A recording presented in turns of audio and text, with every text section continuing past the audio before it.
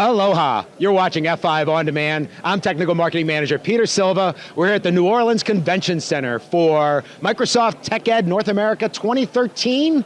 We're in booth 816. If you're at the show, please come on by and visit us. And I have one of my perennial favorites, Greg Coward, a solution engineer with F5, handling our Microsoft partnership. So thanks for joining me again, Greg. Thank you, nice to see you again. Always nice to see you. So yesterday we announced our BIG-IP integration with Windows Azure. Azure? I don't know why I can't get this, but that's okay. So I thought I'd get with Greg to kind of get a little deeper into what the integration is, what's the business value, what it means for organizations. And so first, tell us a little bit about the announcement and the integration before we get into a mini demo here. Sure, well we really have two integrations. One is of course our NVGR gateway, and that's being presented today at TechEd by the Microsoft team. Ryan Korok's working on that. Yep. Then the other one is our Azure IPsec tunnel. So basically it's our ability, which we have here, our demonstration, it's our ability to integrate your on-premise network with Windows Azure networks, virtual networks. Basically creating an IPsec tunnel to Azure, multiple Azures at the same time from the same big IP, and giving the ability to essentially migrate workload services up to the cloud seamlessly. And so it's really connecting your enterprise data center with your cloud instances out there and have them all in sync and load balanced and such. Exactly. So let's take a little closer look here. Okay. So our demonstration, we'll start off here.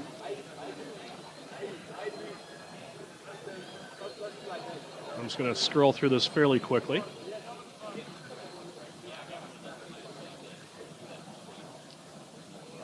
So once again, the whole point of this is solely companies and organizations are starting to migrate up to the cloud. Mm-hmm. So they're starting to move web servers, workloads up to the cloud as an example here, web servers, given the ability to do a couple things. Not only gives you the ability to take workload off of your environment, it also gives you that essentially that high availability. And so in case you have an issue in your local data center, you can always rely upon an Azure cloud, or vice versa. So to do that securely, of course, you need to be able to link your corporate network with your Windows Azure network, or Windows Azure networks. So that's where the BIG-IP comes in. So using our IPsec technology, which is frankly really nothing new for BIG-IP, but using IPsec, we're establishing an IPsec tunnel with Windows Azure. So what we've done for this environment though, and for our demonstration, we actually created an IAP. We created an IAP, fairly simple, but gives you the ability to not only hook up Windows Azure to the BIG-IP, but you can also hook up multiple Windows Azure networks to the BIG-IP with the same IAP. So let's take a look at that. Let's see if I can scroll to that right time. And we'll make this video, the entire video, available on our YouTube channel. So. Yes, sir. So once again, we created an IAP, fairly simple, fairly straightforward, for actually deploying your IPsec gateway. And IAPs became available in our BIG-IP version 11 code. Any IAPs that are developed or newly developed, they can find them on our Dev Central community site. Exactly. This one's community, so it's not a F5 supported IAP currently, but it is up on community and available to everybody. And Microsoft now actually has a link from Azure, from their Azure site, to the BIG-IP's community forum area. So what we're doing right now is we're basically copying over our pre-shared key. So hit pause right here. So what this shows, right, so this is where it's showing that we're not yet connected to their cloud, and we're grabbing the key from their cloud server to then put it into the BIG-IP to make that secure connection. Exactly. So what we've done, we've already created a couple virtual networks up in Windows Azure.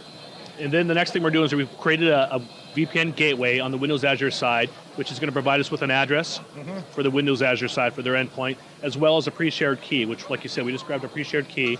So now we're going to come back and continue on, and we're going to put that back into our IAP. Got it. We're going to specify our traffic that's being allowed to pass through. So this is, once again, is my local network going into my destination network, which will be Windows Azure. I'm going to scroll by a little faster here.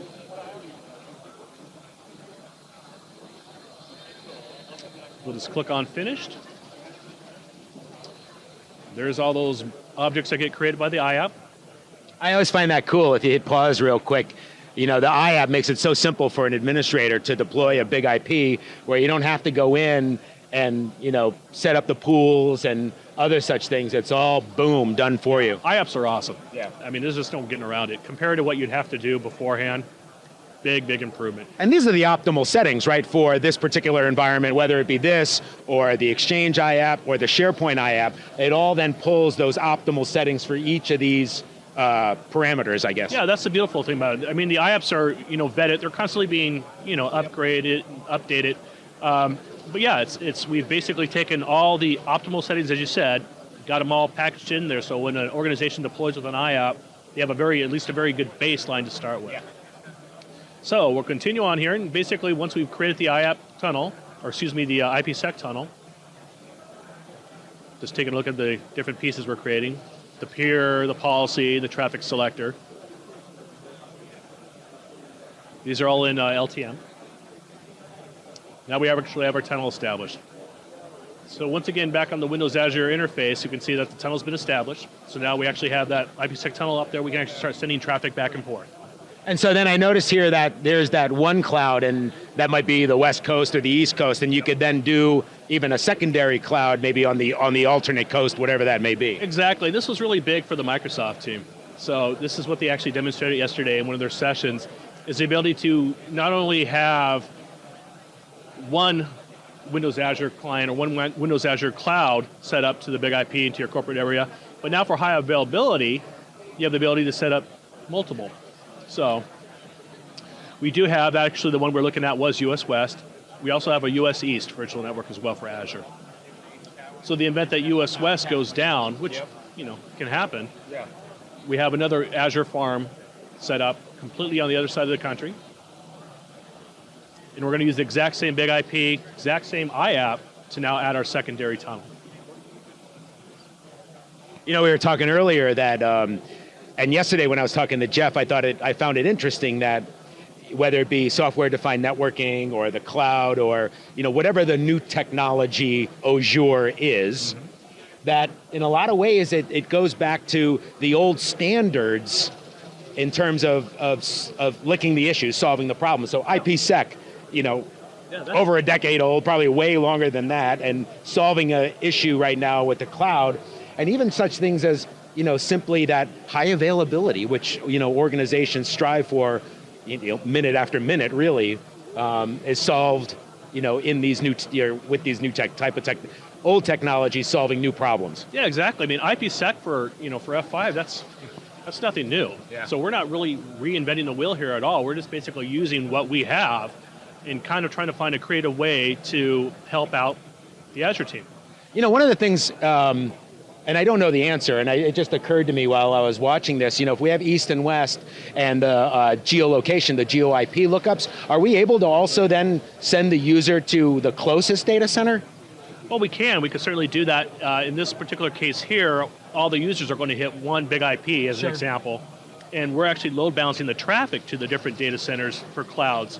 So in other words, we'll see that in a second here, we actually have web servers that exist on-premise, web servers that exist in US West, Azure, and US East Azure as well, and we're going to load balance there. Now we can make decisions on load balancing and say, okay, we're going to send everybody to the on-premise and use out those web servers primarily as our priority group number 1 or number 3. Right. And then if that one falls down or gets overloaded, then we can send them to US West, US East. We can make decisions based upon that, and that's once again good old BIG-IP. Yeah. That's our load balancing. We're just kind of taking it more of a global way. But yeah, to answer your question, could we use GTM to go across to different Azure clouds? You bet. Cool stuff. You bet. So we just added our second tunnel.